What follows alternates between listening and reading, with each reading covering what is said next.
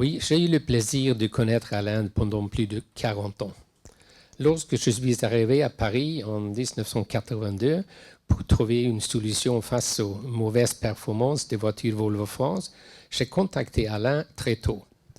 Nous nous étions rencontrés quelques années auparavant lors d'une conférence internationale sur les modèles de changement socioculturel. Nous nous sommes immédiatement trouvés, au point de nous rencontrer en famille, invités à leur rendre visite de leur château familial en dehors de Paris. Sur le plan professionnel, notre collaboration est devenue très enrichissante. Grâce à la richesse de la base de données de socioculture de Cofremca et à l'engagement personnel et la curiosité d'Alain, nous avons développé de nombreuses approches socio-perceptives créatives. Il m'a aidé à comprendre ce pays et les signaux plus faibles qui sous-tendent les décisions lorsque les Français choisissent leur voiture. Une histoire que j'ai brièvement décrite dans une lettre de souvenir du Sol. Ce fut le début d'une longue collaboration pleine d'amusement et d'excitation, qui a débouché sur une amitié de toute une vie. Alain était également bien informé sur la Suède et un grand admirateur de notre pays sous de nombreux aspects. Au fil des ans, nos conversations ont évolué vers les réflexions plus générales sur le leadership et la transformation en cours de nos sociétés. Nous avons tous deux été enthousiasmés par l'idée d'essayer de voir le monde comme des systèmes ouverts, vivants et auto-organisés. Ce faisant l'émergence avec ses bifurcations, au lieu du futur planifié. Ça devient notre centre d'intérêt.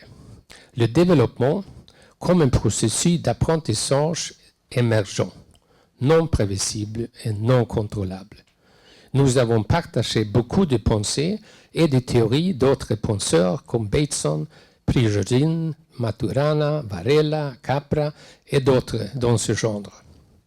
Alain était toujours éclairé et bien informé et l'auditeur parfait comme un partenaire de conversation. Sa curiosité et son ouverture aux nouvelles idées n'avaient aucune limite. Dans ces premières minutes de notre journée, si je devais choisir un exemple où Alain avait une attention toute spéciale et une capacité unique, ce serait son profond intérêt pour l'écoute à des gens ordinaires. Adopter une perspective ascendante, extérieure, au lieu de traditionnelle perspective descendante, intérieure.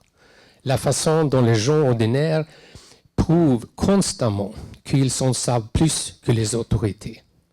La façon dont les autorités sous-estiment les gens ordinaires. Les gens ordinaires ne sont pas seulement ordinaires, ils sont des Don Quichotte, des Nelson Mandela et des Greta Thunberg potentiels. Ceci est lié à une philosophie du leadership, où l'importance de l'écoute et de l'apprentissage occupe une place centrale. Comme nous le disait Søren Kierkegaard, le philosophe danois, si je veux réussir à faire avancer une personne dans une certaine direction, je dois d'abord la trouver là où elle est et commencer par là. Pour pouvoir aider quelqu'un, je dois certes en savoir plus qu'elle, mais je dois avant tout comprendre ce qu'elle comprend. Cette perspective du bas vers le haut et de l'extérieur vers l'intérieur a de profondes implications sur la façon dont nous voyons le leadership et dont nous facilitons le changement transformationnel. Son intérêt insatiable pour la découverte des signaux faibles ouvrait toujours la voie à des conversations très enrichissantes. Ainsi, par exemple, si nous étions rencontrés aujourd'hui, je serais probablement venu le voir avec quelques exemples actuels de signaux transformationnels.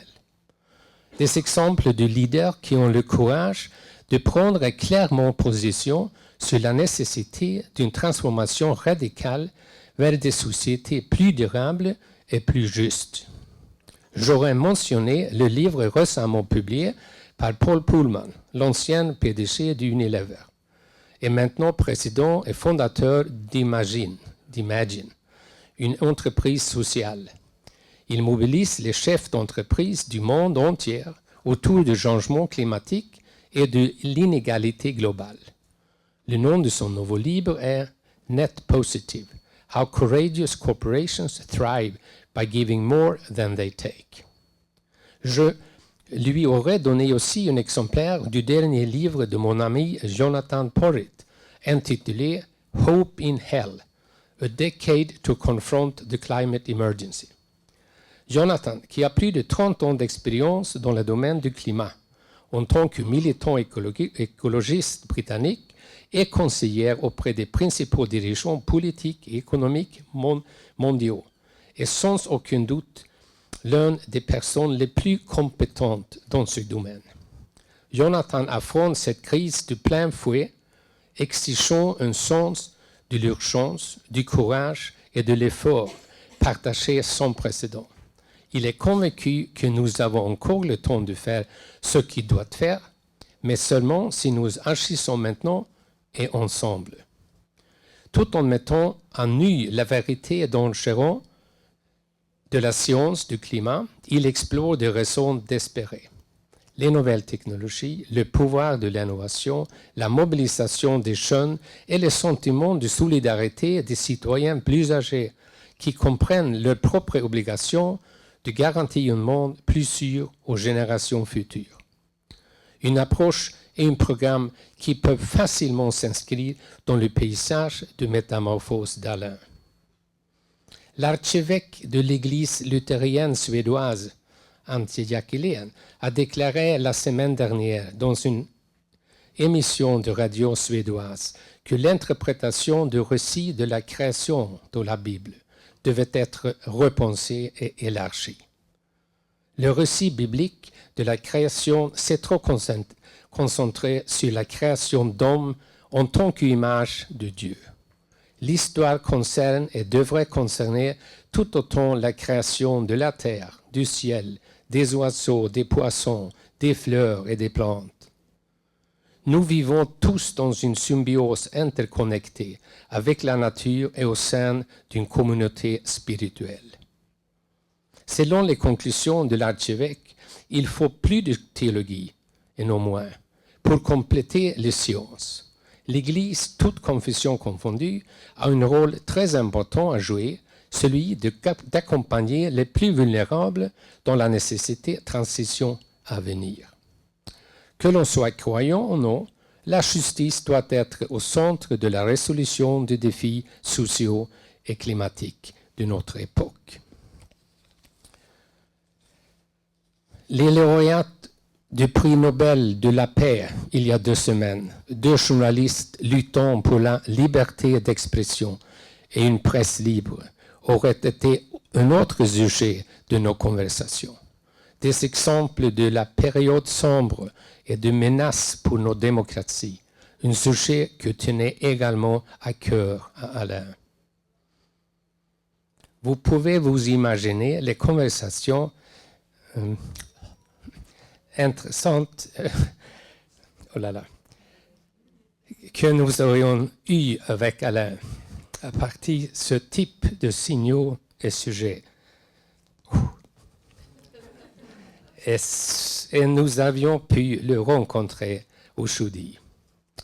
Il n'est malheureusement pas là avec nous, mais ses idées, ses réflexions et ses empreintes, telles que nous les portons, sont bien présentes. Je me rejoins de cette journée intéressante et significative dans l'esprit d'Alain de Vulpien.